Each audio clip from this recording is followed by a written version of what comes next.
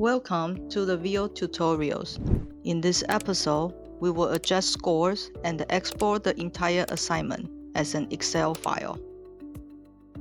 Go to your course page. Click Quiz or Homework on the left to open the task page. Find the assignment and click Detail on the task card to view its content. Click View Submissions in the top left to see the submissions list. The list shows students and scores.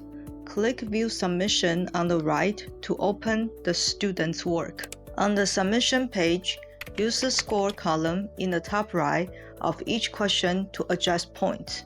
The score updates immediately. Go back to the submissions list.